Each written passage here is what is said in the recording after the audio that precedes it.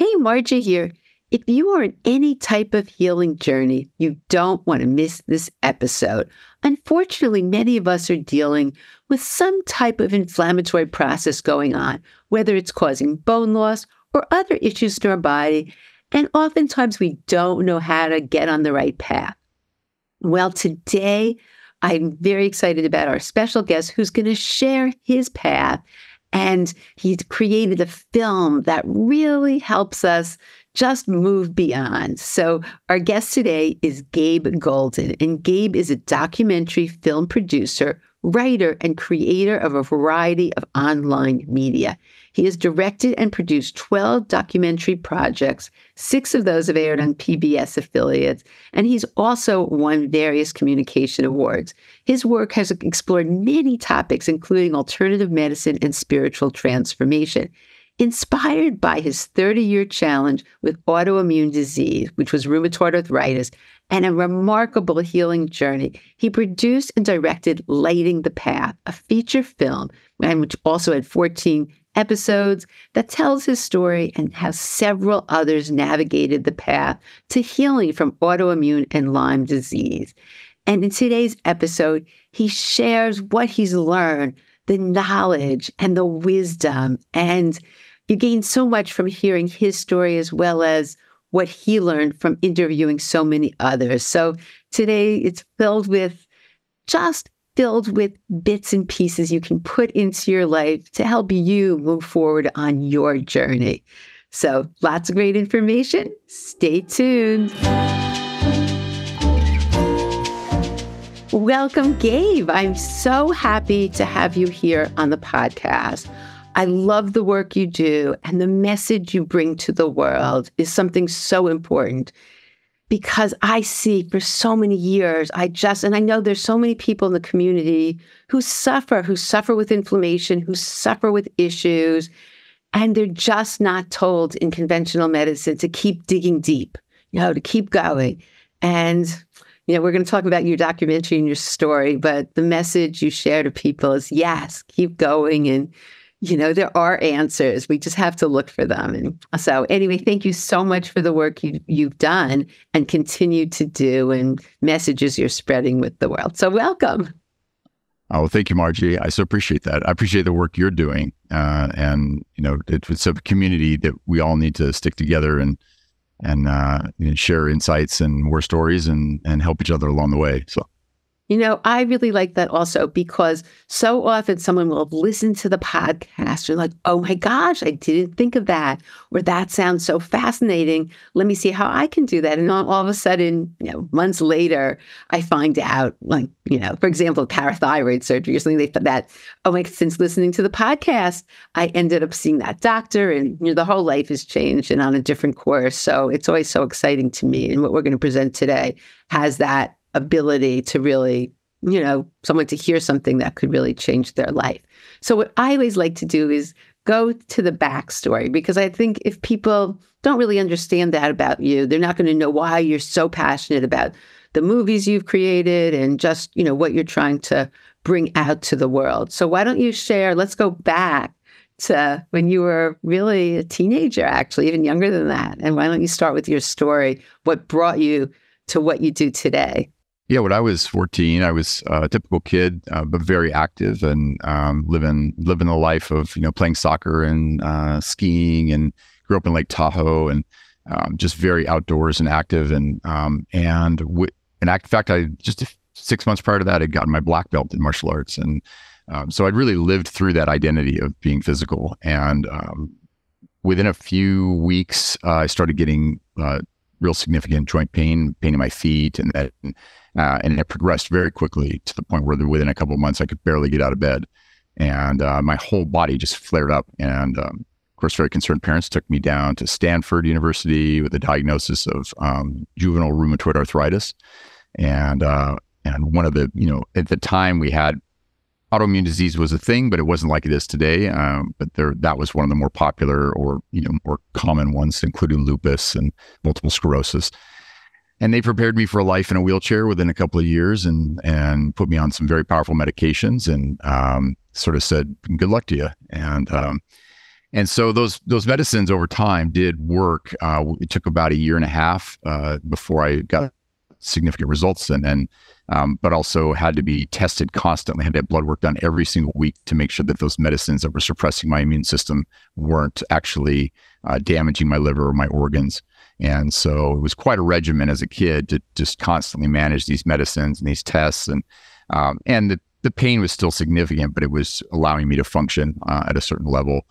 And I did that for several years, and good phases and bad, and eventually the side effects later in life started adding up. About the time I had come out of film school and gotten to Los Angeles, and it was to the point where there were side effects of the meds. The pain was back in full, and the doctors that I was seeing were just not interested in any kind of alternative approach, even though I was at the time digging through the internet, for what it could be as a resource back then in 2000, and printing out all my little alternative things I was finding online and saying, hey, well, this idea, and could diet have something to do with this, or should this approach work?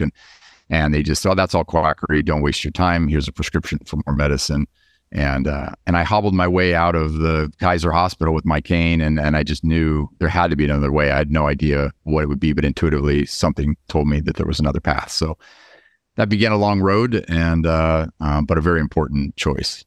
Wow. So let's go through let's start with what didn't work, because, I always believe people's struggles, there's always a silver lining, and your silver lining is that you've made documentaries and you've really shared your message of hope, which we'll go into. But let's start out with, what didn't work. Here you're on this path. I mean, you're young too. You're very young at this age. And, why don't we start off with what didn't work, and then we'll go to what did work. Yeah, it would be a long list of things, right, that didn't work, but it also, not to discredit a lot of approaches, that sometimes it's just the order in which you do things, or the amount of things that you're doing and what your body's prepared to do. So if you've got chronic disease or inflammation, gut problems, whatever even mysterious symptoms you don't understand the underlying cause, it initially started with, there's got to be diet changes, and we want to detoxify the body. I did find a good physician that would help me, guide me in that way, a good alternative doctor. But, he was gentle in the way that he was approaching, okay, we're going to make some diet changes, and we're going to we're checking your hormone levels. My thyroid had been pretty destroyed from all of the years of methotrexate, which is one of the really powerful medicines. So I was put on some thyroid replacement. Things like that were gentle and starting to help. But then I was so eager to heal that I also, like I said, got rid of my medicines all at once, which wasn't the smart thing to do. My immune system kind of came roaring back. And when that happens with like autoimmune, you end up with a lot of increased symptoms. And at the same time, trying to detoxify my body in a way that wasn't really in the right order. I, started doing things that would create, like taking a lot of herbs, and we even tried some low-dose antibiotic therapy. And you start creating die-off, you can cause a lot more pain if your organs of elimination aren't open. If you haven't really taken time to heal the digestive system and heal the kidneys and the liver. And so that was a lesson. There was a lot of increased pain and a lot of things that just didn't seem like they were working, or they were making me worse. Acupuncture is very powerful, but it's almost too powerful if you're in a very kind of a toxic state, or if you don't have a practitioner that can kind of guide you very, very gently and really understand where you're at. So, that can sound pretty discouraging to people, but it's actually, now we have amazing diagnostics to really look at where your biology's at. And there's also kind of a good, like I said, process, linearly to start with in terms of organs of elimination, gentle detoxification, and make sure everything's really open and flowing before you start trying to really hammer, your lymphatic system or detoxify the body more aggressively. And so that lesson took me some time to learn, but ultimately was very, very helpful over, toward the end. I would say the one thing I also tried, a lot of people will do this when they detoxify, is they want to do a vegan diet. And that's great for cleansing. And I think some people, I've learned looking at, so many different people, they thrive on a vegan diet. But for me, it was really the wrong way to go. Over long term, within a few months, my hormone levels really plummeted. I really wasn't consuming any cholesterol, so my hormone levels went down. And even in my 20s, I had a testosterone level of an 80-year-old. So my doctor at the time said, what are you doing? And I told him, and he said, no, the diet needs to include animal proteins, healthy animal proteins. But for me, that was really essential. I think this is so important because it's so easy to hear everybody's different. Everybody's so unique. And you really can't compare yourself, each person. And you hear about you must cleanse heavy metals. In this community, heavy metals can be a big issue. There's all sorts of things that can be causing inflammation. And you hear of these treatments, and then it can, as you said, if it's too much for the system, or I think if your digestive system is not functioning properly, people are constipated and people have all sorts of issues, and they try to do these things, but they haven't, number one, worked on their pathways of elimination, just like you said. So it's just so important that you work with someone and really figure out the order, because doing amazing things that could really be life-saving could actually make you worse if done as you mentioned. So that's really helpful. So now let's go to, and I just want to share with everyone, Gabe did this for himself, but as we'll talk about later, he created this documentary, which I watched. And this isn't just the story of his life. This is the story of really many, many others. So what did work? What did you find worked for you that I know also worked for other people? Well, it was a long road of steps forward and steps back. I knew initially within about a year of everything that I was doing, we had made a lot of progress. All my joint pain went away. In fact, all of it went away temporarily. And then it returned, mostly in my knees. My upper body joints, though, were really healed. So we knew we had really made some progress. And but I struggled over many years after that, kind of with a lot of chronic knee inflammation, feet hurting. Just could never really figure out what was going to take me to the finish line. And as I started filming other people, we combined insights and wisdom. And one of the women in my film, you took a little bit of information that I had shared about what I had done, and she just kind of ran with that and started doing deep dives on all the possible ways to heal. And she found a wonderful clinic in Arizona, a biological medicine clinic, as it's called it, which is very similar to integrative or functional medicine, but they use a lot of technology. Biological medicine has kind of got its roots in European, medicine, and so they use a lot of technology, a lot of diagnostics. And when we got there, I went there with her and her husband, and we filmed her initial first visit and all her diagnostics. And we learned about things that we had no idea were available to us, and ways in which they could actually measure, where is your biology at? Where is your nervous system at? Can your nervous system actually process all of these modalities in nutrition and things that you're doing in a way that will actually move the needle toward healing? Because when the body's nervous system is overactive, as probably much of your audience knows, a dominant sympathetic state too often, it just never goes into a space of actually healing. It's just kind of locked in a space of stress. It's processing, it's managing, and it's, of course, it's good to eat well or do these modalities, but you're just not likely to move the needle into a really good, consistent healing phase. And I think that's what happens with a lot of chronic disease is there's a lot of steps forward and effort and steps back. But so these doctors, they have technology that also helps with healing the nervous system. They have diagnostics that measure it. And then they encourage people to do a lot of their own deep dives, and inner work, whether that's therapy, whether that's somatic work, whether that's spiritual work.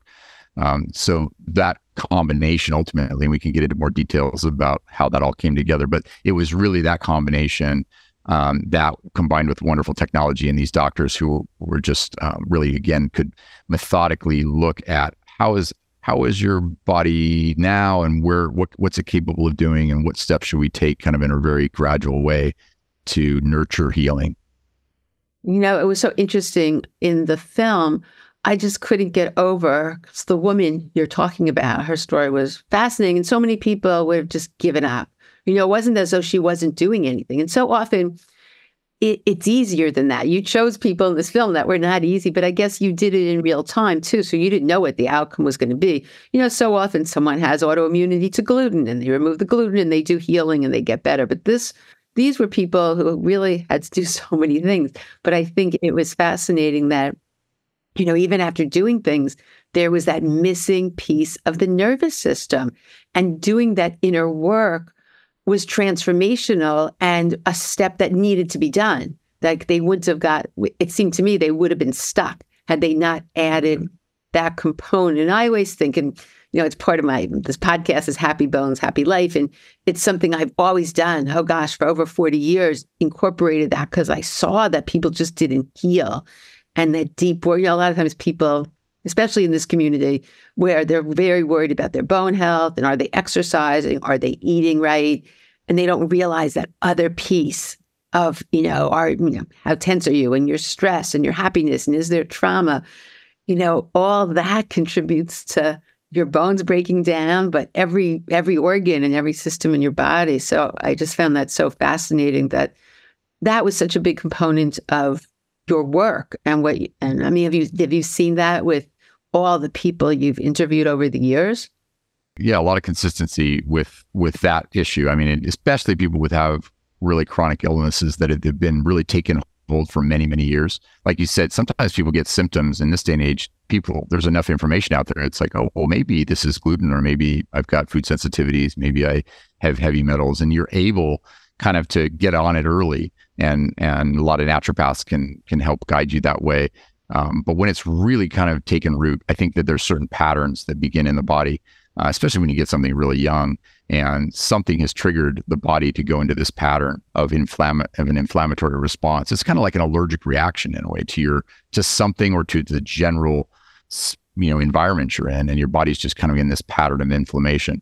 And so I think, and then, with inflammation, as we know, it's like fire in the body, and it creates a catabolic response. So it's breaking down things in the body and burning, kind of tissues and causing damage, and also uses up a lot of the body's resources. So even if you're eating healthy and you have a lot of minerals in your body, it's going to burn up and utilize a lot of that. Your body's using every resource to put out that inflammation, including hormones. So it's just that kind of is all those resources are used up for that inflammation rather than regenerating the body and building the muscles and building tissues and bones. And, so it's like that's one thing it's an easy, simple way to kind of, for people to remember what inflammation, pain, discomfort is inflammation kind of just working on the body. And a lot of it can be silent too, that we don't really feel. We may feel it as fatigue or just simple digestive disturbances, but it can be a systemic kind of burning that we need to address. So yeah, it's that piece, was so helpful for all of us. I think it took a while for us to really process what does it really mean to treat the nervous system, and how do you actually go about that? Obviously, well, and healthy habits, good sleep treats the nervous system, but there can be deeper issues, that we're holding from trauma from when we're younger, or, environmental circumstances. And we could be in a house with toxic mold. We could be in a toxic relationship. We can have, a job or, that's not serving our well-being. And so all of these things really need to be looked at. And so it becomes a broad look at your entire life. And for me and for many of us, the journey went from being just a healing journey to ultimately a spiritual journey and an expansive journey in a lot of ways. Yeah, that's what I always say. I always say a diagnosis of osteoporosis or whatever is an opportunity. You have to sort of rearrange how you're thinking about this. It's an opportunity to look at your life, every aspect, including the spiritual, including every bit, and see what might be missing. But oftentimes, and then when you do, there's so much transformation that you look back and say, you know what, this was a blessing in disguise because I'm a different person. I've incorporated all these things into my life that have made it so much richer. But unfortunately, oftentimes in modern medicine, when there is inflammation, it's treated very differently. It's not taking this approach, Gabe, that you're suggesting here. It's taking the approach that initially was done with you at age 14, in terms of just stopping the inflammation with medication. And then people, this happened to my husband, really. I can relate so much to this because I lived through this personally, where, he had an inflammatory thing, losing weight, all sorts of things, but they couldn't figure it out. And so at the end of the day, after zillions of antibiotics, and I'm not going to go into the whole story, we did a whole podcast on it, but basically he was just told, I'm so sorry, but there's just nothing we can do. So they just sort of leave you, fortunately. I was involved with, functional medicine, and I had all these other tools. And I believe, like you don't stop. You keep digging deep. And, it ended up being, he had intestinal permeability. He had a major reaction to gluten, and we were able to heal. And he's, knock on wood, doing fantastic. But, it was just very sad that I know he wouldn't be alive today if we hadn't continued the route. And that's such a big part of your message and conveyed in that film. I mean, people who wasn't like they were doing better, then they went backwards because you were following them in real time. So it's just, you kept digging and digging but coming up with solutions and improvements. And yeah, it's just such a good message. But you also talk about something that's interesting, that there was a different philosophy. You're not trying to heal a specific disease, because so often we're like, name it. And then, once we figure out what it is, okay, you have RA, let's treat it, done. But you made it was a big in the film talking about that there's a difference between trying to heal a specific disease or ailment or just optimizing a person's biology. So you want to share what you meant by that? Yeah. And that was, such a really good positive shift that came from going to the doctors in Arizona. There's a wonderful clinic, like I mentioned, that's the Biomed Center in Scottsdale, Arizona, and they have another location in Rhode Island as well. And these doctors really emphasize biological optimization. So it's, again, looking at diagnostics, where is your body at, and then looking at how all the systems work together and what's the weak point.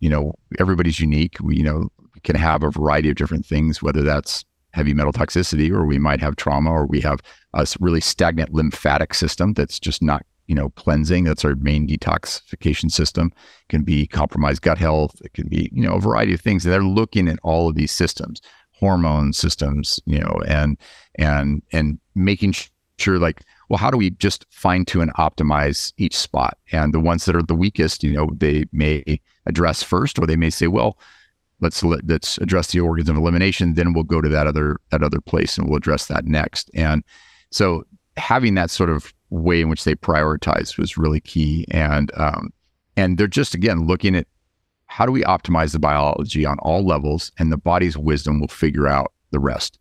And, again, big piece of optimizing biology is your nervous system, and making sure that is in balance as much as you can get it in balance. So, that approach was also really kind of, it was a little more fun, than just, oh, I've got this illness, let's treat this disease and the symptoms, and when am I going to be better? There's a point in the film even when Lainey, who's, she's dealing with what initially was an autoimmune diagnosis, that it was chronic Lyme disease. And then eventually she didn't really know what she had. She kept saying, well, how do I know?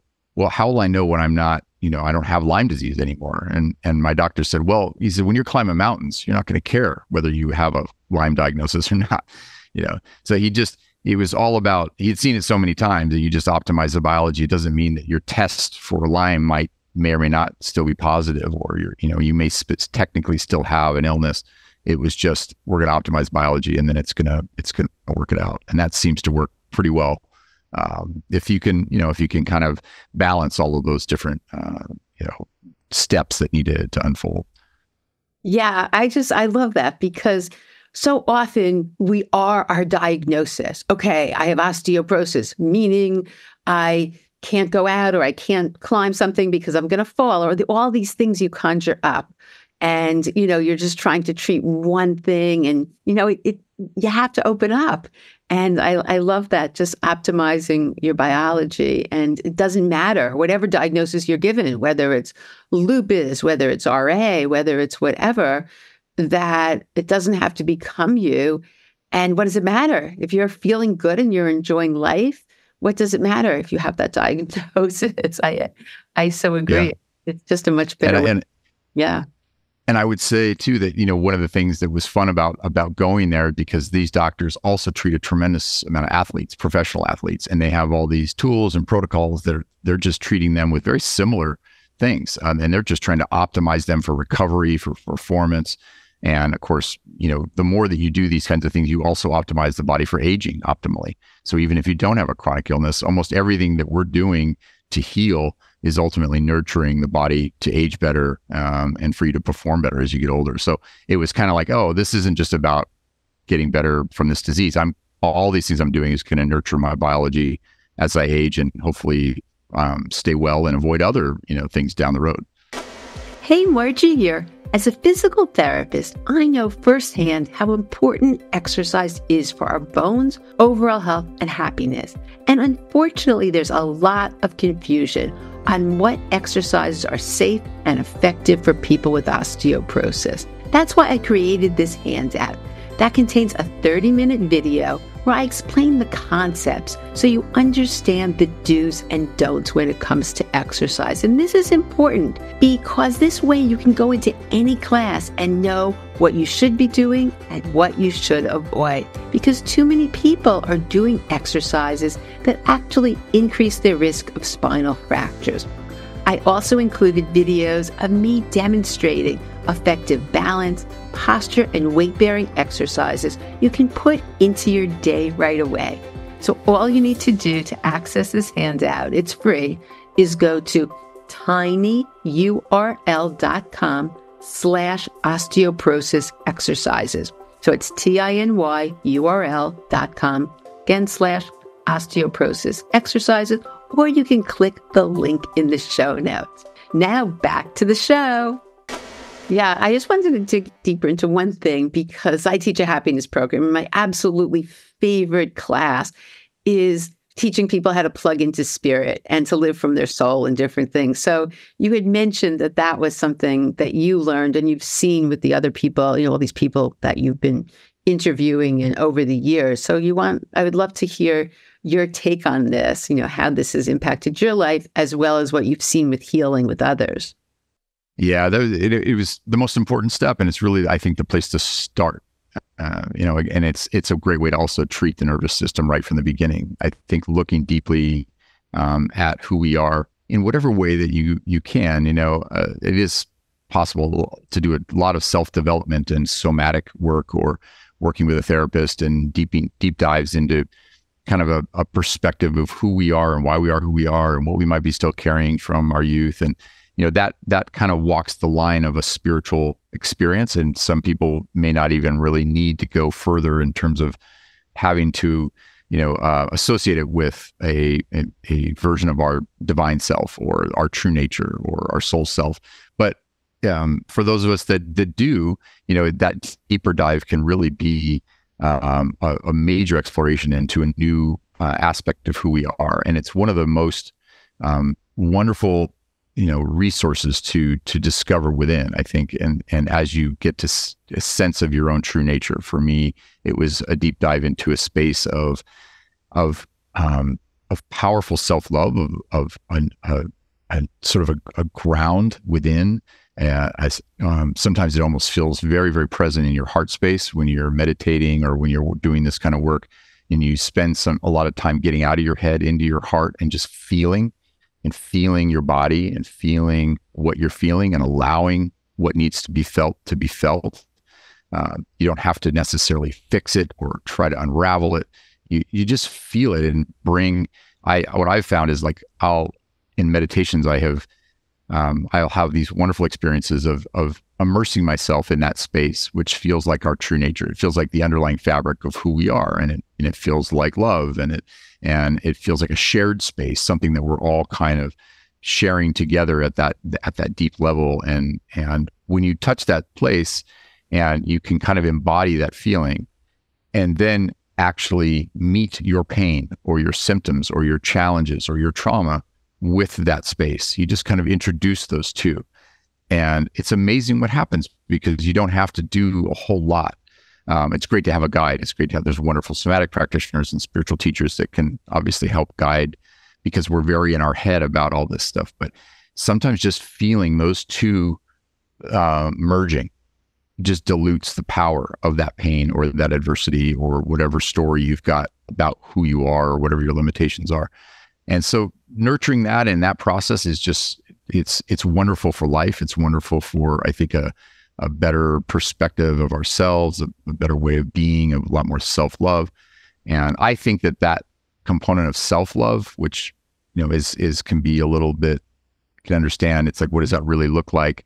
But that piece is huge for healing, and we all need a lot more of it.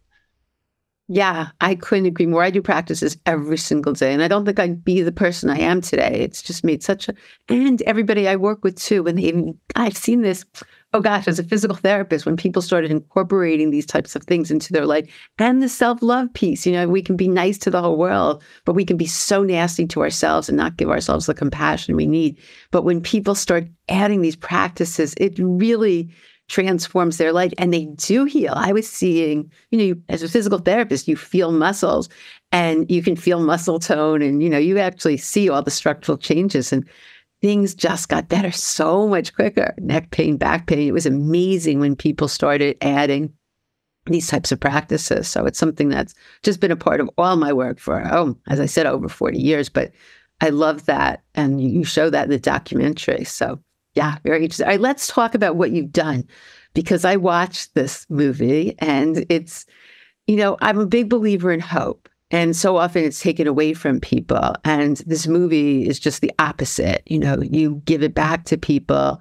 But you also, what to me, I was thinking, how did he do this? Like, were you a filmmaker at age 14? I mean, how many years? Because this is in real time. We don't know the answer. So often a film is made and we know what happens. And so they go back and the person tells their story, but you actually show your younger self, these people, the people that are in the documentary, you show them going through. So we don't know what's going to work, what isn't going to work. So yeah, you want to just talk about what it is and what you've developed since then? Because the other thing I just want to say, because a lot of times when I watch documentaries, and I love learning. So I'm always listening to summits, and I mean, I'm actually like obsessed almost. I constantly am just taking in knowledge. But this was almost like a show. It was so enjoyable because I wanted to know. It's almost like you're listening to a book on tape. Like, what's the answer? What happened? So it was a combination to me of information, but yet I really wanted to hear the stories. And oh my gosh, what did they do next? And so it was sort of like reading a book that you want to know, like, well, what happened? So you really did a nice job. Anyway, why don't you share with people what this is? Because it's free. People can watch this. So why don't you? And I just think for me, it was just so enlightening. Even though I know these types of stories, it was just really wonderful. You did a great job. So why don't you tell people about this? Oh, thank you. Yeah. Well, it was not a project that I knew exactly how it would end. I was filming my own journey and felt like there had to be relevance to this thing that I was going through. There were times, there were actually a few years that I didn't film a lot, and as I was in phases of frustration and not really knowing what's the next step. And then when I did start documenting other people, that really helped, because it kind of lit up my own fire about healing and what was possible again. And having community was a big piece.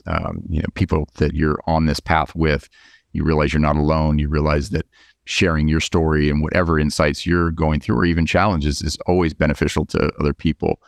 And so yeah, it was fun to film all of these different people in different time periods. It was like, oh well, what's Mario up to now? Is he how's he doing, and what's the next step he's taking? And or we would meet up at places and just sharing the stories in the past and the modalities and and what everybody was trying, and filming as much of it as I could over many, many years helped really show you could witness healing as it happens, rather than just kind of being told, oh, this is all the stuff that I did.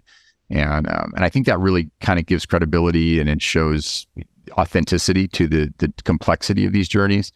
And yet there's still hope. And it also, I think, puts in context, again, like, how important, yes, diet is important and detoxification is important, but you see mistakes we make on that path. We see us get a little extreme with certain things, and there's results. That must mean that there's answers, or that this is the way. But then that doesn't play out as the ultimate, answer.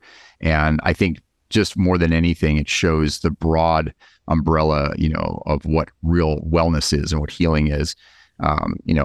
Optimizing biology on all levels kind of takes a lot of different steps, and it's not something you're going to figure out overnight.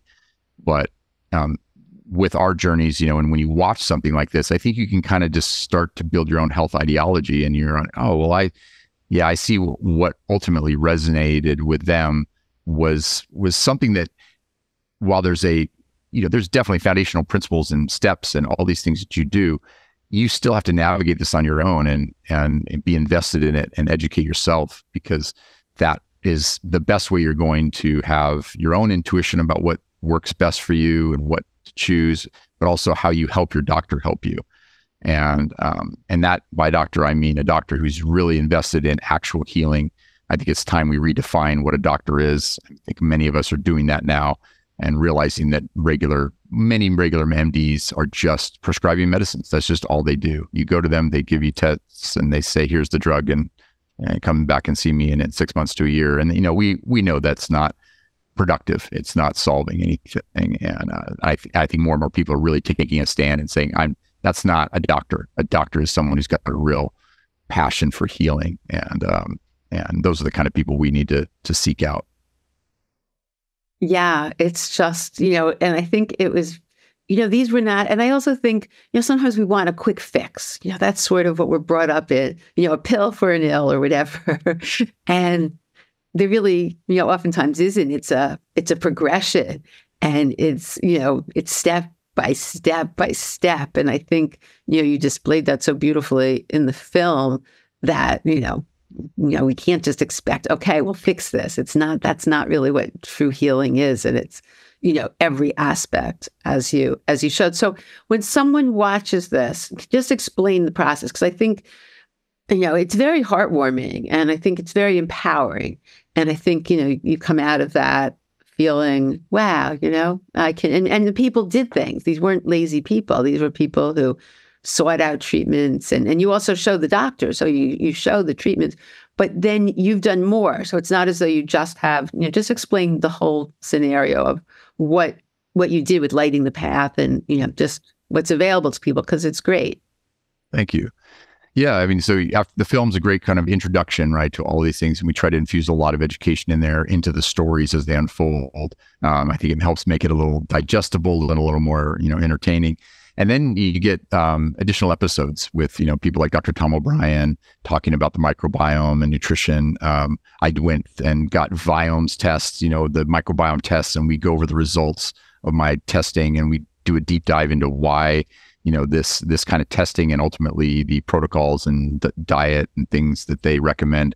What is the science behind that? How does that really work? That's just episode 1, and the episode 2 is a deep dive into biological medicine and the technology and diagnostics that are available to us that, it can really save you a lot of time, a lot of running around to a variety of different doctors, and, or you can take these ideas and go to your doctor and say, well, I really want to do these tests, and I want to look at these things. We have a 3rd episode on healing the nervous system. It's a deep dive into somatic experiencing and some of the modalities that I did. It's kind of a nice overview of trauma, interviews with Peter Levine, author of, many books on trauma. We go into the science of energy healing. This is, Lynn McTaggart and Shamini Jan, and, experts who are really merging science and spiritual and energetic healing, and really building that vocabulary so we can really understand really what's happening here at an energetic level, at a molecular level, with emotion, with intention. And again, that goes back to healing the nervous system. It feeds into the spiritual journey. Another episode on stories from the path, kind of a deeper dive, with all of us talking about the challenges and along the way. So people really know they're not alone. And then it goes out all the way into, we got about 13 episodes of, on variety of different subjects. And then there's some resources, ebook, and a great book, my favorite book, really, written by several physicians in the film, on biological medicine, which I think is one of the better books on healing. So when someone signs up, they just get something each day, and this is all free, correct? This is all to watch. Yeah, the film and all those episodes are free. You get a full week screening. If you want to have the additional resources, there's an option to, of course, purchase the entire resources, books, and everything like that. Yeah, that's so great. So what advice, tell about where are you now, And from doing all this work so many years, and just, I love how it's so coincident. It's coincidental. I don't believe there's any coincidences in the world, but you happen to be a filmmaker. You happen to have that talent that you were able to put this in, do this, because not everybody's a filmmaker who has an issue. And, so it's just been, I think, it's a great thing that you were able to use that skill. But you want to just share where you're at now and what you've seen with the people, or do you not want to give it away because they're going to watch this? Maybe I guess don't do that. We want people to watch it because, it's sort of like if you know the end of something, but just tell us, what do you think are the biggest lessons that you've learned that you want to leave people with? Well, yeah, I think the place to start again is with, with you and your nervous system and however you might relate to that concept of calming your biology and nurturing biology, and that is habits and diet and a variety of things and sleep, but really, really starting to get a sense of how you feel on a daily basis. Where's your body at? And if you've got symptoms, the symptom is sort of that, it's the red alert telling you that this is an issue, but it's really representing probably a lot more that's going on deeper systemically as well as energetically. So, I would encourage people just to start in that space. Seek out a somatic healing practitioner.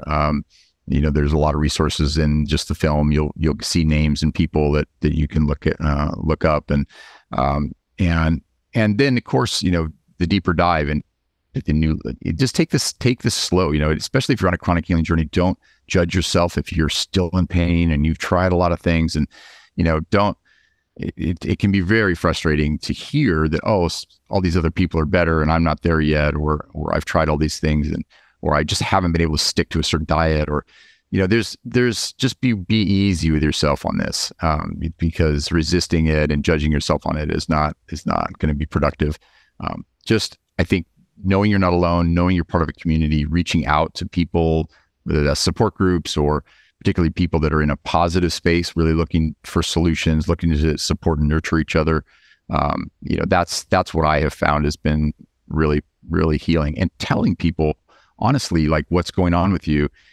I hid my illness for many, many years, and I was just kind of afraid to go into it and have to explain it. And once I started, I couldn't believe how many people said, "Oh my gosh, well, my sister has that, or I have that, or, I can relate to that, or I have something similar." And all of a sudden it was like, "Oh, wow, I'm not alone. And maybe I need to be talking about this." So share with your community, and start with nurturing yourself, whether that's in a spiritual way or even just in some deep self-development with somatic work. I think we'll all be real surprised by the power of that. Is still not, we kind of know, but I think we really haven't brought that out to the front as the major healing step, which is to seek kind of a deeper sense of who we are and sit with that rather than really be caught up in our conditioning and our story. I love that. And I don't remember what the quote was. It was something from the book or the movie. You said right in the beginning, like, if you're not willing to accept this, and you're willing, do you remember? I don't remember exactly what it was, but I was like, yes, that this is not who we're empowered. We're empowered not just to be a passive person and just accept the fate that, I'm going to be really restricted in life and I have all these issues. And okay, so you get beyond, you figure out, you find the resources, and then really, right, do you look back and can't believe this journey that you've been on? Yeah. Of course, it's like life, right? It's impossible to predict where things will go, but I'm very grateful for it. I mean, it's certainly been difficult. I don't wish it on other people. I wish people to have the knowledge from people like myself and others in the film, and so many of us that have had these chronic, illness journeys or challenges. I mean, you can save yourself a lot of time by watching and learning from people who've kind of walked that path in advance. And I mean, don't discount the power of what someone else has been through and what their authentic journey is, their honest journey has been, and what they have to share. You're probably going to get a lot more insight from them than you are just from any doctor. But if anything, it's going to help you, again, help your doctor help you. Oh, well, I can't thank you enough, Gabe, for sharing this, for creating this. And I can't wait to hear from everybody, what resonates with you. And for those of you who do take the next step or find a practitioner through this to work with, or do delve into one of the areas mentioned in the film, please share with, right, Gabe? We want to hear how this can impact you. So thank you so much. It's always a pleasure. Gabe and I have known each other for quite a while. But I didn't know all these details, Gabe, until I watched the film. Really pretty miraculous. And again, thank you for doing this. It's really been a labor of love. And I just know it's changing lives all the time. So thank you so much. Thank you so much for having me on. Absolutely my pleasure. I hope you enjoyed my interview with Gabe as much as I did. And the message he's telling you of hope is so important. If a doctor or someone says to you, there's nothing more we can do, keep digging deep and then change paths. And there's so many resources in his wonderful film. I highly recommend watching it. And whether it helps you or someone else in your life, it's just a win-win situation. And there's so many resources. And I just, it was just very heartwarming to see people on their healing journey and know that there's so much is possible. So thank you so much for tuning in, and I look forward to seeing you on the next episode.